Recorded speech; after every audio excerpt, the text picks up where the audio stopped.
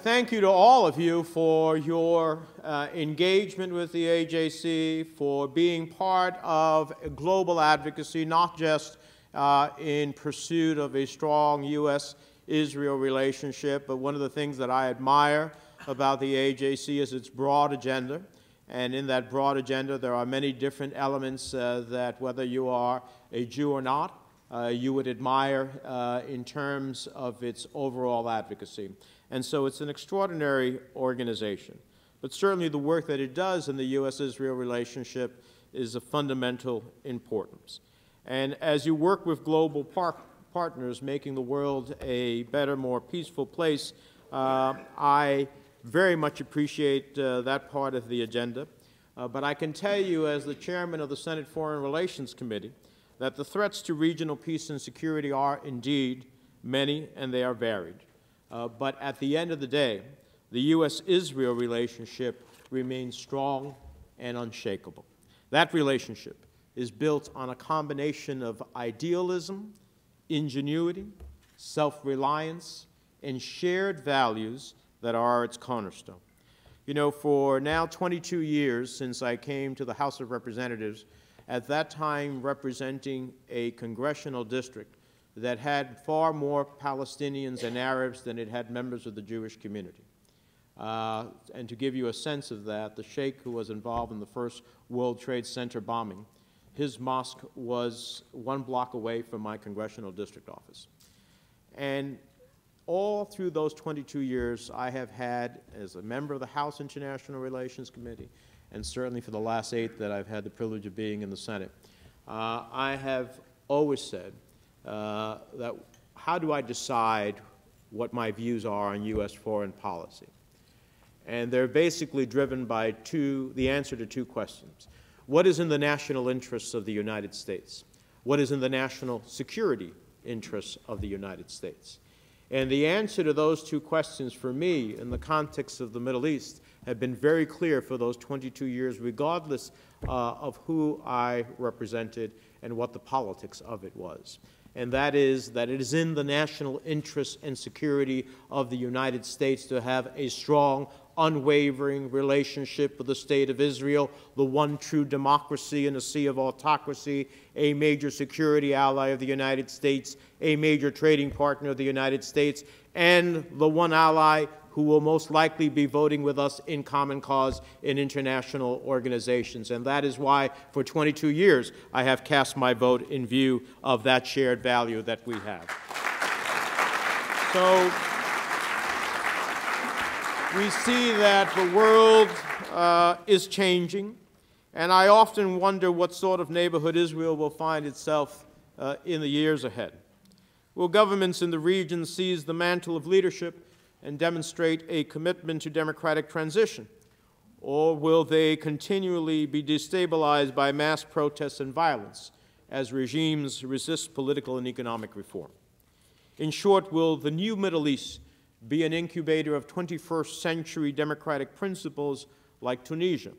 Or will it be relegated to the dustbin of Iran-like fundamentalist theocracies bent on turning the clock back 500 years?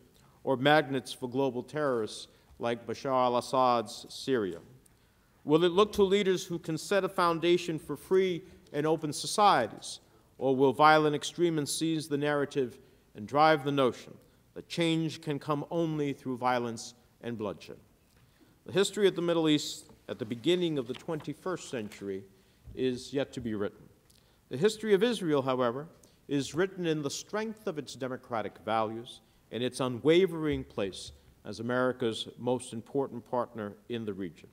And I can assure you tonight, as chairman of the Senate Foreign Relations Committee, that I will continue to make sure that there is no daylight between the United States and the State of Israel, no matter what threat and no matter what comes of the interim so-called technocratic government that President Abbas just swore into office. In my view, the formation of a Palestinian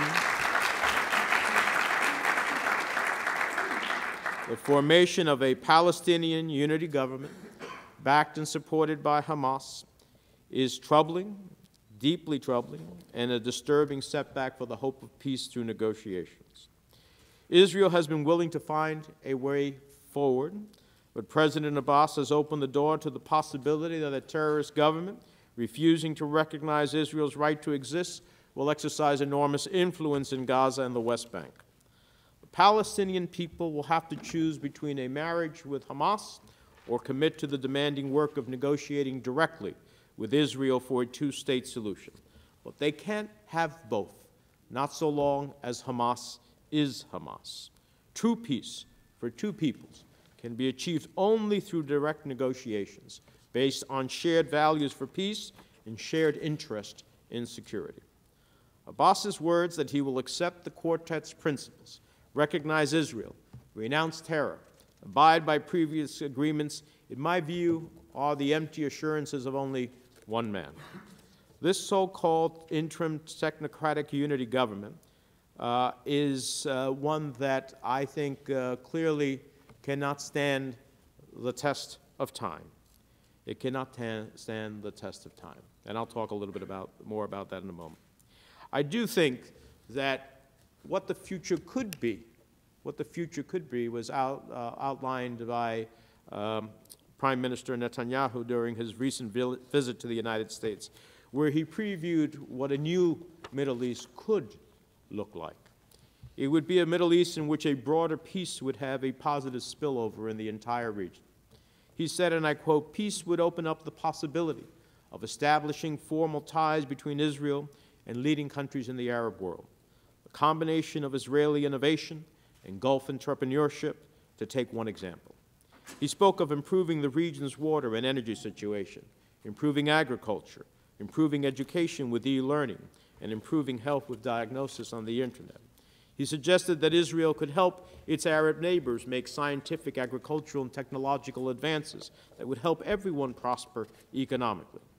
If it were to happen, the region could be a thriving place where the entrepreneurship of Dubai and Doha and the innovative skills and educational investments of Israel would help Arabs and Israelis build better, safer, more prosperous and secure lives for themselves and their neighbors. But the bottom line remains as clear to me as it has always been. There can be no existential threat to Israel from its neighbors, period. There can be, again quoting Prime Minister Netanyahu, no fantasy of flooding Israel with refugees, no movement to amputate parts of the Negev and the Galilee. So I am deeply concerned that the administration has said it seeks to work with this Palestinian government. Just because this government is supposedly composed of technocrats, it cannot hide or sweep under the rug the fact that this government would not exist without the agreement of Fatah and Hamas to reconcile.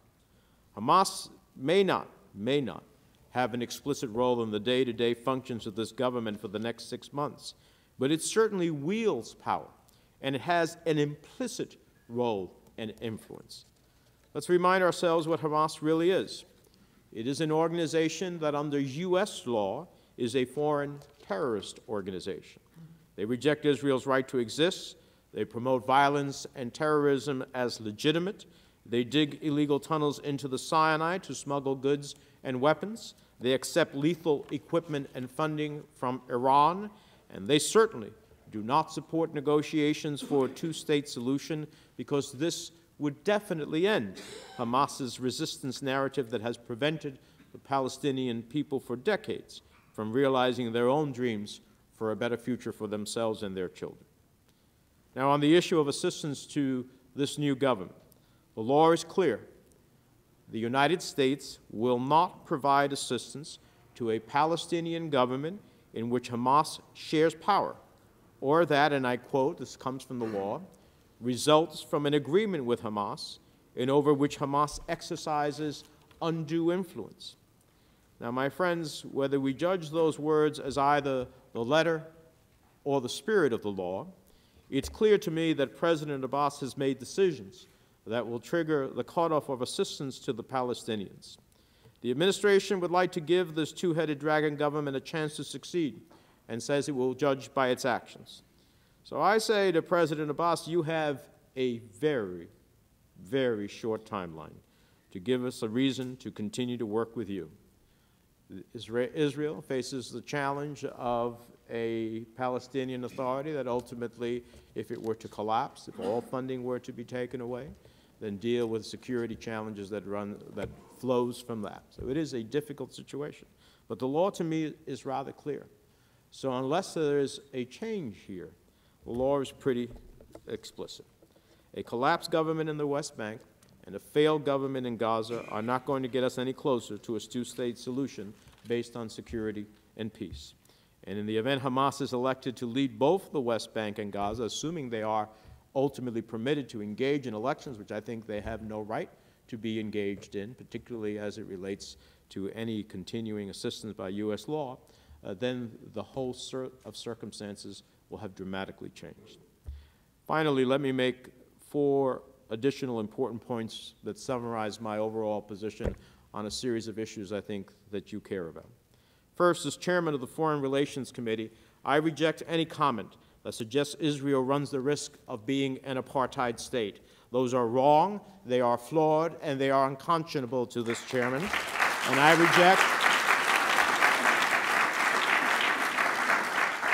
reject any movements that call for boycotts and disinvestment from Israel. Number 2, as I've said, the Palestinians must choose between a future that envisions a two-state solution, with Israel as a Jewish state, having peace and security, and a Palestinian state with prosperity for the Palestinian people, or a marriage with a terrorist organization that will never achieve that dream. The marriage with Hamas under U.S. law has consequences, and that message must be abundantly clear. And I will move to ensure that the law is obeyed. Third, as we move towards the possibility of a deal with Iran, a deal that I am frankly quite nervous about, I have been outspoken, and I have confronted those in my own party, because I believe what we need is the right deal, not just any deal. Let me be clear. I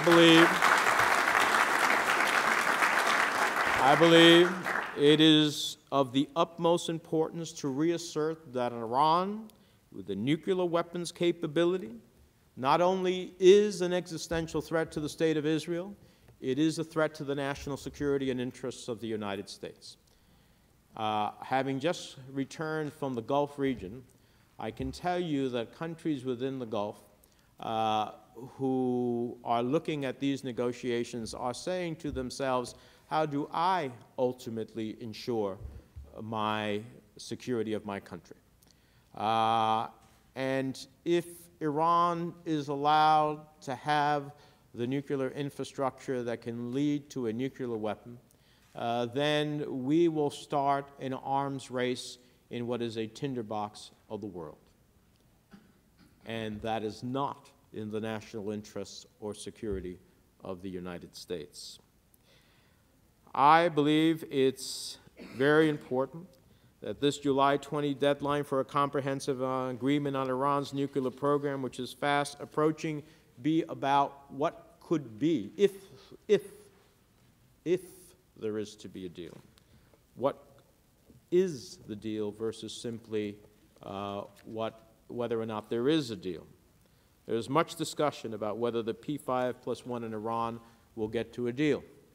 I want to be crystal clear of what I am focused on. It's what I've been focused on for nearly 20 years. When I was a member of the House of Representatives and the community was not focused, and others, including our government, was not focused on Iran, I came to learn that the United States was sending voluntary contributions to the International Atomic Energy Administration above and beyond our membership dues, which voluntary contributions were being used for what? To create operational capacity at the Bushehr nuclear facility. Not in the national interest and security of the United States, certainly not in the national interest and security of our ally, the State of Israel. And I led a successful drive to stop those voluntary contributions. But since then, that was nearly 20 years ago, and I have not stopped following Iran's march to where it is today. So what I'm focused on is on the content of any deal, not simply as to whether or not there will be a deal. Let's be clear. A good deal is one that verifiably dismantles Iran's illicit nuclear program. In my view, at the end of the day, a good deal significantly sets back Iran's nuclear program for many years. It includes a robust intrusive inspections and verification regime, because we all know that the Iranians, over the course of these 20 years, by deceit, by cheating, by creating areas in which no one knew until intelligence ultimately revealed it, that they were having underground enrichment facilities. They have marched forward in defiance of the international community to a point where the West, when I say the West, the P5+1, are ultimately of the view that some level, even a minimal level of enrichment, has to be accepted, when that was not the Security Council's position and it was not the world's position. But because they have marched so far forward, and only in the last several years, the sanctions that I authored, along with my colleague Mark Kirk of Illinois, drove the real biting consequences on the Iranian economy. But before the last several years, the world allowed Iran to march forward to the point that it has the type of nuclear program that we are seriously concerned about. So in my view, at the end of the day, a good deal significantly sets back Iran's nuclear program for years. It includes a robust intrusive expansion verification regime, and it is one in which I prefer to have no deal than a bad deal at the end of the day. And we will work to hold whatever deal, if there is a deal, subject to robust reviews of the Congress. Certainly, I will hold hearings before the Senate Foreign Relations Committee on any such deal, if there is one.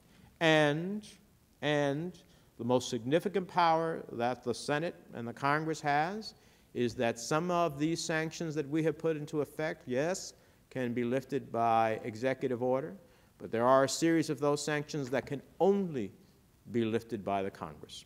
And we will judge any agreement by the standards that I've just spoken about. Finally, this is something I know that as you travel globally, for those of you who do, you know this challenge. It is a challenge that doesn't get the headline every day. It's not the Iran or the Hamas unity government, but it is one that I think is a serious challenge. And I talk about this issue not only before Jewish groups. I even prefer to talk about them before non-Jewish groups, which is my fourth and final point, that we must have Israel's back. And having Israel's back means fighting back on the efforts to delegitimize the Israeli state. Now, when I talk to my friends who are not Jewish, they refer to the Holocaust. And certainly the Holocaust was one of the most sinister reminders that the Jewish population in exile was in constant jeopardy. But as I have said many times before, while the Shoah has a central role in Israel's identity, it is not the reason for Israel's right to exist. It is not the reason behind its founding, and it is not the main justification for its existence. Several thousands of years of history lead to an undeniable conclusion. The reestablishment of the State of Israel in modern times is a political reality that dates back to the time of Abraham and Sarah. The argument for Israel legitimacy does not depend on what are said by those in speeches. It has been made by history. It has been made by the courage of the men and women who have made the desert green, by Nobel Prizes earned, by groundbreaking innovations and enviable institutions, by lives saved, democracy defended, peace made, and battles won. There can be no denying the Jewish people their legitimate right to live in peace and security on a homeland to which they have a connection for thousands and thousands of years. And for so long as I am the chairman of the Senate Foreign Relations Committee, we will remind people about that reality. Thank you very much.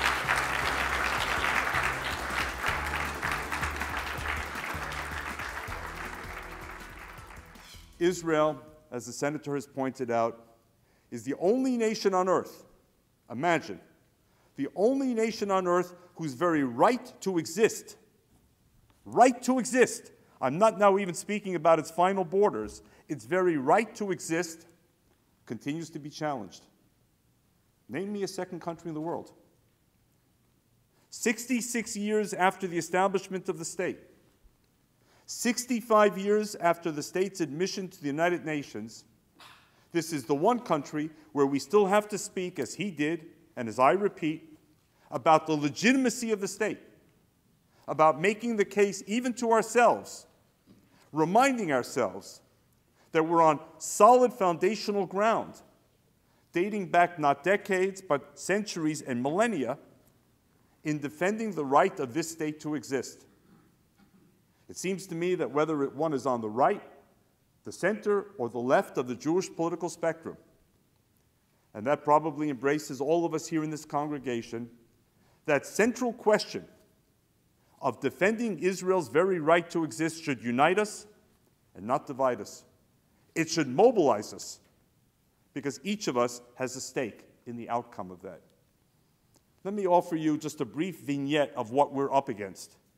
I'm not sure that all of you know what happened recently at UCLA, one of America's great campuses.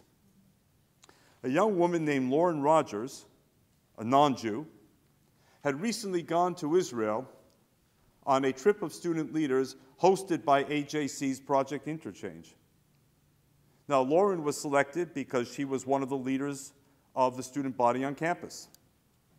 Subsequently, at UCLA, Students for Justice in Palestine pushed a resolution that would have called for the boycott and divestment and sanctions against the State of Israel by the university. Lauren was one of the students on the student government who voted against. Those students who pushed the BDS movement then challenged her right to vote because she had been to Israel. In other words, in that otherwise serene space we call the campus, whether it's Rutgers, whether it's Princeton, whether it's UCLA, or anything in between, was no longer open to inquiry if it meant a trip to Israel. Had the trip been to, quote, Palestine, or Syria, or Iran, it would not have been disqualifying. But ipso facto, that she went to Israel should have disqualified her from voting on a resolution in the student government. This young woman was put through hell on Facebook, on Twitter, on the campus quad. She was put through hell. Eventually, it went before the university's Student Judicial Board, where she was exonerated months later. But in the meantime, as elections were taking place for next year's student leaders at UCLA, the same groups pushing the BDS movement presented a pledge to the candidates saying, "I will not take a trip to Israel that is supported by any group like ours." And 10 of the 12 candidates signed it. Folks, that's the kind of thing going on. And that's not a private war of John Rosen or David Harris. That's our collective challenge. Those are our children and grandchildren on our great universities. I very much believe, from as early as I can remember, in the notion of collective responsibility. Kol Yisrael Aravim Zeh Lezeh, all Jews are responsible one for the other. Wherever they may live, however they may choose to practice, we are collectively responsible one for the other. As we meet in this serene setting, the new European Parliament will soon be assembling. Did you see the election results? Do you know that openly, avowedly, neo-Nazi, anti-Semitic, xenophobic parties will be sitting in the new European Parliament? That's not simply AJC trying to wake you up. That's the stark, sad, striking reality. From Greece to Hungary, and yes, even to Germany. There will be new members of the European Parliament who espouse an anti-Semitic, xenophobic, neo-Nazi outlook.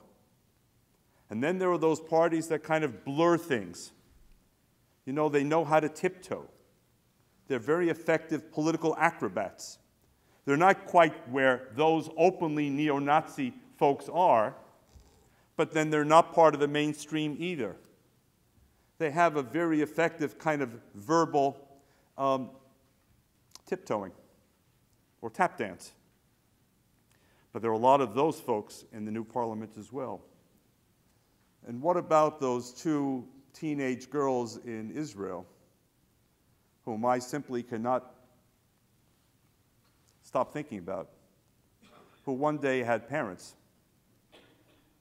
who were in Brussels visiting the Jewish Museum, which I suspect some of you have visited, as I have visited, and who one day became orphans because a jihadist, radicalized in the French prison system, motivated to go to Syria, where he picked up new skills and new confidence, came back and crossed the border from France to Belgium and killed 4 people, including those Israeli parents, as well as a French and a Belgian citizen.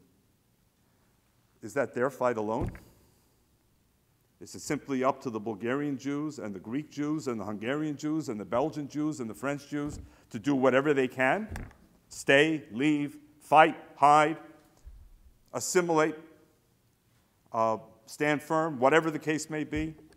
I submit to you it's our collective responsibility as Jews, and there is no organization, if you will allow me, there is no organization in the world today that has created the global architecture to deal with each and every one of these issues on the ground with relationships that have been built over the years. I say this as a strict nonpartisan. I'm asking people to write to Senator Robert Menendez after tonight's speech and to thank him. We'll thank him. AJC New Jersey will thank him, of course. I'll send him a note. But he needs to know that as he has Israel's back, we have his back. When he...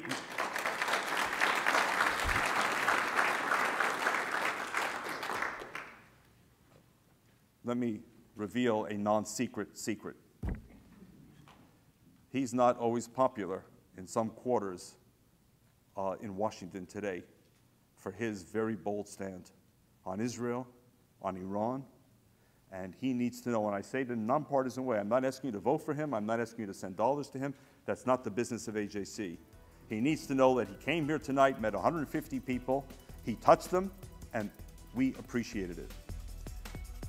We would be pleased to send a complimentary DVD of this program to anyone who wishes to support Shalom TV with a tax-deductible gift of $36, double high or more, to the nonprofit organization Jewish Education in Media. Simply visit the Shalom TV website homepage and click on the Donate button to make a donation by PayPal or your credit card. And please indicate the program for which you would like a DVD. Or you can send your tax-deductible check made out to GEM. To GEM, Post Office Box 180, Riverdale Station, Bronx, New York, 10471. And again, please remember to indicate which program you would like to receive on DVD with our compliments. And we thank you for your kind support.